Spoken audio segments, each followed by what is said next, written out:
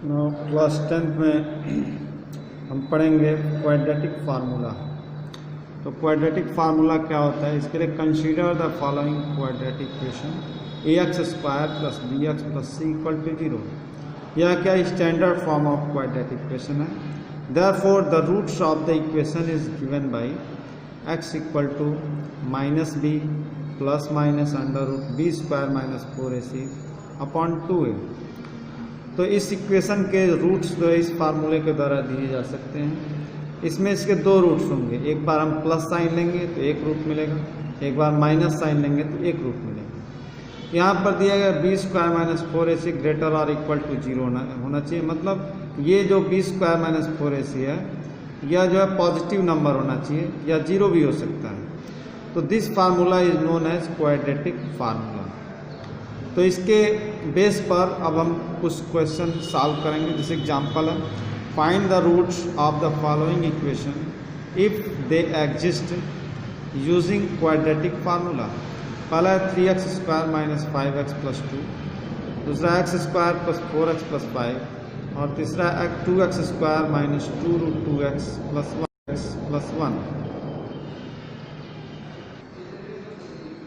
तो अब ये पहला हम सॉल्व करते हैं, 3x² - 5x + 2 = 0। अब यहाँ हम जो standard form of quadratic equation इसको लिख लेते हैं, ax² + bx + c = 0। तो आप इससे यदि कंपेयर करें तो देखिए x² का कोएफिशिएंट यहाँ a है तो इसका 3 है। It means a = 3। x का कोएफिशिएंट यहाँ b है, यहाँ इसका कोएफिशिएंट -5 है, तो यहाँ लिख सकते हैं b = -5। इसी तरह कांस्टेंट टर्म c है, यहाँ 2 है तो c = 2।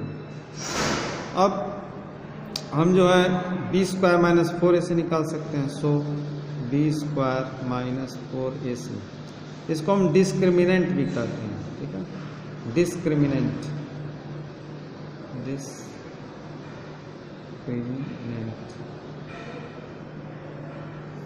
तो b² - 4ac निकालते मीन्स b की वैल्यू रखिए -5² - 4 3 × 2, तो ये हो जाएगा 25 - 24 दैट इज 1। देयरफॉर अब इस फार्मूले में रखेंगे -b ± b² - 4ac / 2a। तो यहाँ हम a b c की वैल्यू इसमें पुट करेंगे। तो a b c की वैल्यू आप देख रहे हैं, यहाँ b की वैल्यू यहाँ पे -5 है तो माइनस ब्रैकेट में -5 प्लस माइनस, यहाँ b² - 4ac कैलकुलेट किया गया तो 1 आ रहा है, तो यहाँ √1 / 2a। a की वैल्यू क्या है, तो a की वैल्यू 3 है, यहाँ रख देंगे। अब इसको सॉल्व बस करना है, माइनस माइनस गुणा होगा तो प्लस हो जाएगा और +-1 का स्क्वायर रूट क्या होगा, 1 ही होगा /6। तो एक बार इसमें पॉजिटिव साइन लेंगे, पॉजिटिव साइन ठीक लेने पर तो क्या हो जाएगा, x = 5 + 1/6 या 6/6 = 1। एक बार नेगेटिव साइन ले लीजिए, x = 5 - 1/6 that is 4/6 that is 2/3। तो इस तरह से x के दो वैल्यू हो गए, एक 1 हो गया और एक 2/3 हो गया। यहाँ सेकंड पार्ट लेते हैं, x² + 4x + 5 = 0। तो यहाँ देखें तो a = 1 है जो x² का कोएफिशिएंट है, b = 4 है और c = 5 है। तो हम यहाँ b² - 4ac पहले फाइंड करते हैं। तो b की वैल्यू 4 है तो 4² - 4ac, a की वैल्यू क्या है, 1 है और c की वैल्यू 5, यानी ये 16 और ये -20 दैट इज -4। अब since b² - 4ac < 0, therefore no real roots will be found।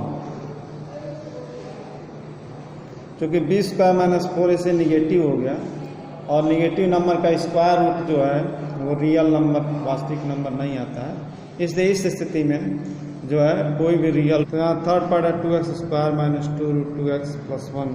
तो यहाँ हम देखें तो a equal to 2, b equal to minus 2√2, c equal to 1। तो अभी हम बी स्क्वायर माइनस 4ac निकाल सकते हैं, बी स्क्वायर माइनस 4ac। तो यहाँ minus 2√2 square minus 4ac 2 × 1।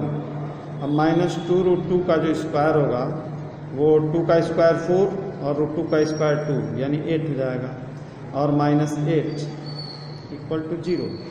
Therefore here x equal to minus b plus minus b square minus 4ac upon 2।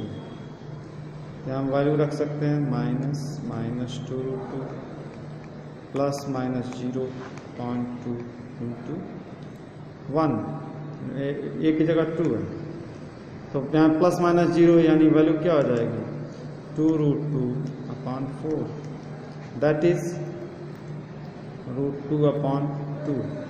तो यहाँ जो है x की जो दोनों वैल्यू होगी सेम होगी, दो जो रूट्स होंगे वो इक्वल रूट्स हैं, क्योंकि यहाँ जो बी स्क्वायर माइनस 4ac है ये 0 आया।